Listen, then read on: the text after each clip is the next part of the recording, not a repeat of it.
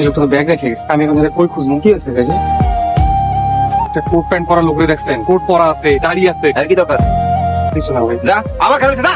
যাইতেছে। আই যাই তো তাড়াতাড়ি চলে এলাছে। শরীরটা ভালো না। এটা কার ব্যাগ? এটা আমাকে গ্যারেজের মালিকের রিক্সার লাইসেন্স আছে না, অনেকগুলো রিক্সার লাইসেন্স এর মধ্যে রেখে দিচ্ছি, খুব সাবধানে রেখো। একটা রিক্সাওয়ালা উচ্চ নাম্বার করে দেখছেন এখানে ভাই এত বড় ঢাকা শহরে তো রিক্সাওয়ালা আছে, কার কথা বলবো? আমি রিক্সার মধ্যে টাকার ব্যাগটা থুয়ে বলে নাইমা গেছি, ওরা দৌড়ে আইসা দিয়ে রিক্সাওয়ালাই এরকম নাটক ফাটকে কোনো কাম হইব না। আমার টাকা চাই, আমার টাকা দাও। আমার টাকা আমি আজকের মধ্যে চাই। আমার অল্প একটু সময় দেন স্যার। আমি কোনো সময় দিতে পারবো না। আমার আজকের দিনের মধ্যেই টাকা চাই। যাও এখান থেকে। লোকটার আমি কই পাই? তো ভাববো আমি টাকা নিয়ে পালাইছি। মা আর থাকতে পারতাছি না, খাউন দাও। তোর বাপে বাজার নিয়ে এলি রান, একটু সবুর কর বাজান। না এখন আমার সময় এলো, বাজার কই? বউ, আজকে রিক্সা জমার টাকা তুলতে পারিনি, এগুলো বাজারও করতে পারিনি। সারাদিন রোজা রেখে আমি কি খাবো?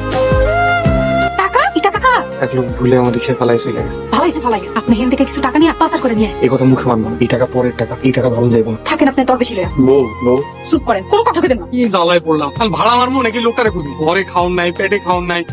তোর হাতে এটা কিসের ব্যাগ? কিছু না। পাইছে তুই, আমার টাকা কই? আপনার সেই কাল থেকে আমি খুঁজতেছি। আরে আমার টাকা কই? আমার টাকা দে। টাকা মাগবে চল বাড়িতে চল। ভাই, কলাটা ছাড়েন। তোরা ছাড়া দেবো না, তোরা ছাড়লে তুই যদি ফেলাস। স্যার আসসালামু আলাইকুম। স্যার ওই যে আমার টাকা নিয়ে ফেলাই গেছে, রিক্সা চালকটা পাইছে স্যার। ঠিকানা বলে তোর ঠিকানা কই? দিয়া বাড়ি। বউ, বউ। কই আসে না কেন? বউ মনে হয় ঘুমাইতেছে, আমার সাইডে দেন, আমি যাই টাকা দিয়ে। কই আমার টাকা কই? টাকা দাও। টাকা খুঁজে পাইতেছি না। স্যার ও কি কয়? ওই টাকা কই? টাকা ঘরে রাখছিলাম, আমার এই টাকাও নাই, বউ নাই। ও মনে হয় আমার পরে টাকা দিয়ে ভাগাই দিছে। কনস্টেবল, থানায় নিয়ে চলো।